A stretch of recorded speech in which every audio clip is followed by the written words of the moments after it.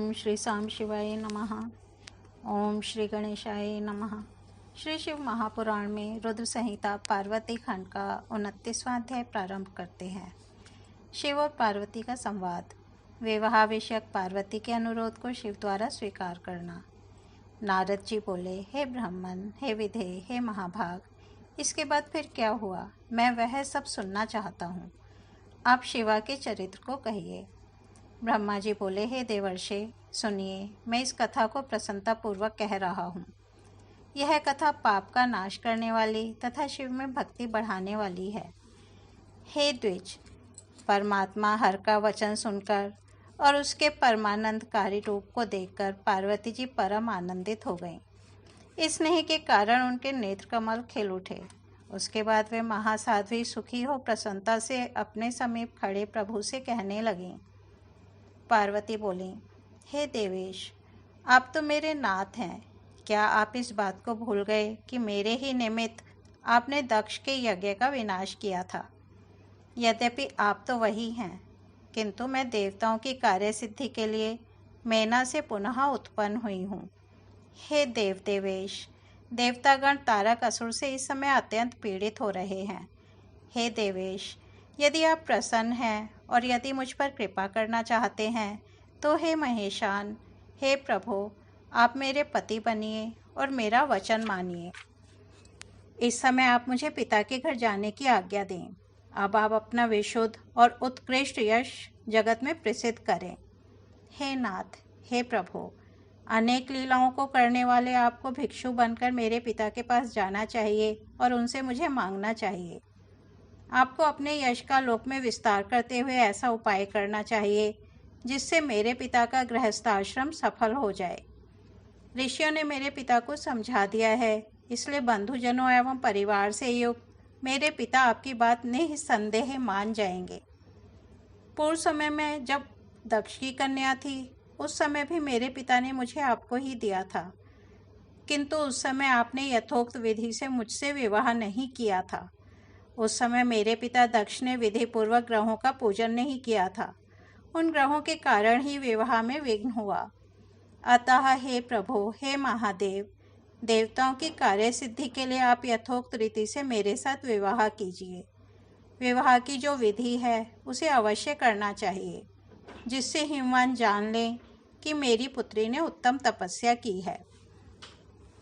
ब्रह्मा जी बोले, यह सुनकर सदाशिव अत्यंत प्रसन्न हो गए और वे हंसते हुए प्रेमपूर्वक पार्वती से यह वचन कहने लगे। शिवजी बोले, हे देवी, हे महेशानी, मेरी उत्तम बात सुनो, जिससे विवाह में किसी प्रकार की बाधा न हो, वैसा उचित मंगल कार्य करो। हे भामिनी, इस जगत में ब्रह्मा आदि से लेकर जितने स्थावर तथा जंगम पदार्थ दिखाई पड़ते हैं, उन्हें अनित्य तथा नश्वर समझो। यह एक निर्गुण ब्रह्म ही सगुण रूप धारण कर अनेक रूप में परिवर्तित हो गया है। यही स्वयं अपनी सत्ता से प्रकाशित होते हुए भी पर प्रकाश से युक्त हो गया है। हे देवी, मैं सदा स्वतंत्र हूँ, पर तुमने मुझे परतंत्र बना दिया है, क्योंकि सब कुछ करने वाली महामाया प्रकृति तुम ही हो। यह संपूर्ण जगत माया के द्वारा रचित है और सर्वात्मा परमात्मा ने अपनी श्रेष्ठ बुद्धि के द्वारा इसे धारण कर रखा है।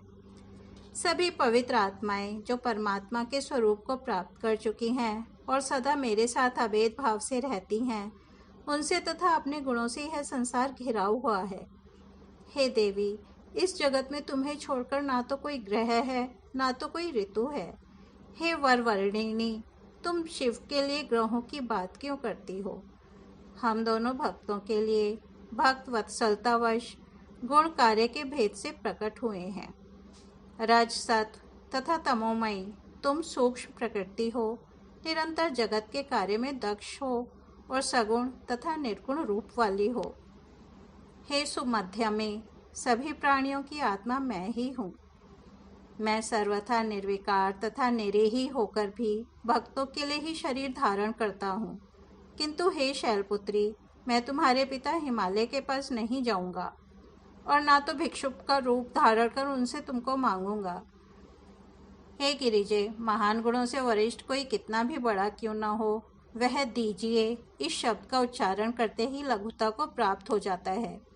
हे कल्याणी, इस बात को जानते हुए भी तुम मुझसे इस प्रकार की बात क्यों करती हो? हे भद्रे, यह कार्य तो तुम्हारे आज्ञानुसार ही मुझे करना है, अतः तुम जैसा चाहती हो वैसा ही करो। ब्रह्मा जी बोले, उनके द्वारा यह कहे जाने पर कमल के समान नेत्रों वाली साध्वी महादेवी भक्ति पूर्वक शंकर जी को बार बार प्रणाम कर उनसे पुनः कहने लगी।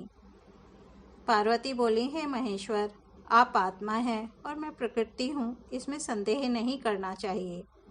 हम दोनों स्वतंत्र एवं गुण रहित होकर भी भक्त के वश में होकर सगुण रूप धारण करते हैं। हे शंभो, हे प्रभु, आपको मेरी बात प्रयत्न पूर्वक मान लेनी चाहिए। अतः हे शंकर, आप हिमालय से याचना कीजिए, मुझे सौभाग्य प्रदान कीजिए। हे महेश्वर, आप मुझ पर दया करें, मैं आपकी नित्य भक्त हूँ।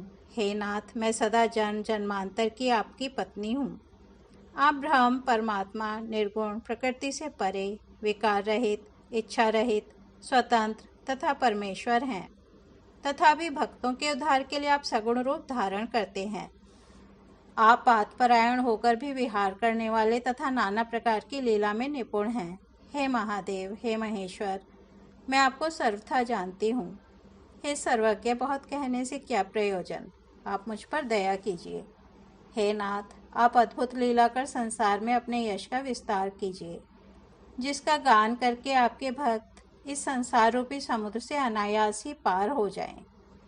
ब्रह्मा जी बोले, इस प्रकार कहकर गिरिजा शंकर जी को बार बार हाथ जोड़कर सिर झुकाकर प्रणाम करके मौन हो गई।